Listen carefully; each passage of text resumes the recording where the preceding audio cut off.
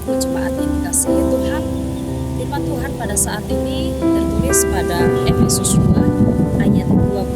Demikian Tuhan yang dibangun di atas dasar para rasul dan para nabi dengan Yesus Kristus sebagai batu penjuru. Demikian firman Tuhan. Bapak Ibu jemaat yang dikasihi Tuhan, bahwa jemaat pada Efesus pada saat itu mereka mengalami begitu banyak sekali persoalan pada saat itu, karena adanya sebuah konsep di tengah-tengah kehidupan orang Kristen, yaitu mereka sulit bersatu karena adanya tembok pemisah antara orang Yahudi dan orang non-Yahudi.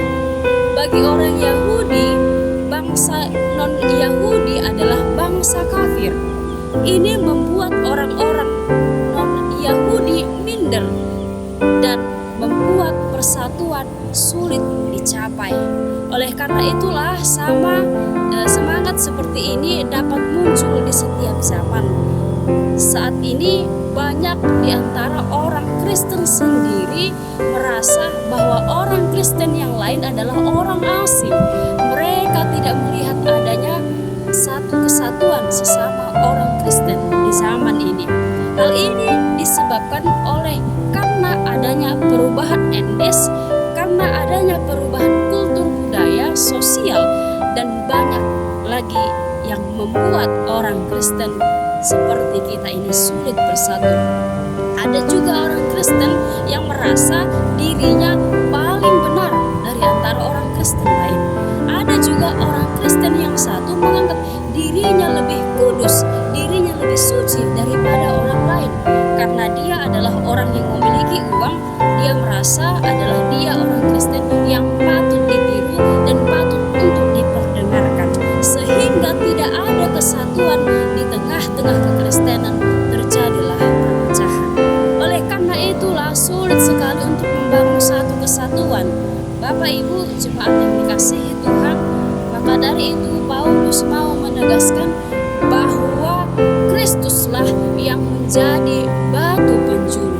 Kesatuan sejati yang ditawarkan oleh penulis surat Efesus ini, bahwa umat yang telah didamaikan Kristus disebut sebagai kawan sewarga dan menjadi anggota kerajaan Allah yang hidup di bawah pemerintahan dan hukum-hukum Allah. Umat yang didamaikan ini juga disebut keluarga Allah. Sebagai keluarga sesama Kristen, sebagai keluarga Allah, secara otomatis relasi antara etnis pun diungkapkan dengan istilah saudara. Oleh karena itulah Bapak Ibu jemaat yang dikasihi Tuhan, mari kita sebagai orang Kristen yang telah dipersatukan oleh Allah menjadi kawan sewarga dan anggota kerajaan Allah, bahwa kita dipanggil untuk menjadi muridnya yang menyatakan kerajaan Allah di bumi dan di dunia ini juga. Jadi setiap komunitas kita orang Kristen maknailah sebagai wadah supaya kita semakin bertumbuh di dalam suatu persekutuan.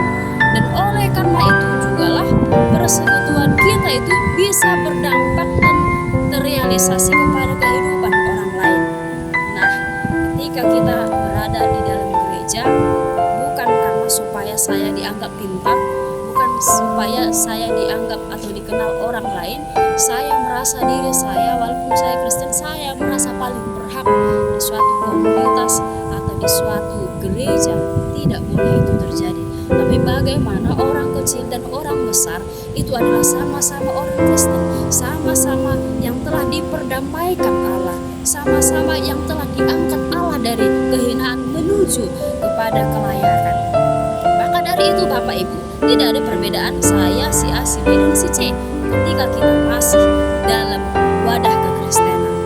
Oleh karena itu, bagaimana kita supaya kehidupan kita menjadi contoh dan orang lain bisa merasakan kehadiran kekristenan itu melalui perbuatan kita.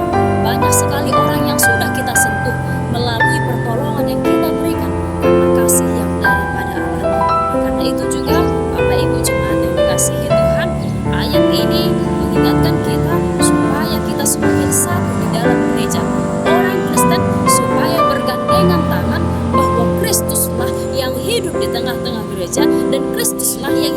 dalam kehidupan kita. Melalui itu juga kita semakin merasakan bahwa kesatuan orang Kristen itu tidak boleh dipecah belah oleh apapun.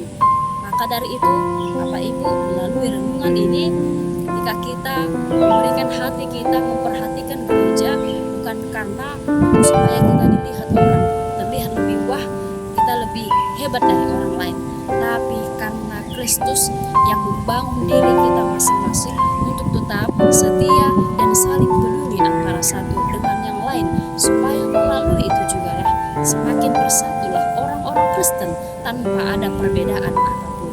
Terima kasih, selamat melakukan aktivitas kita masing-masing.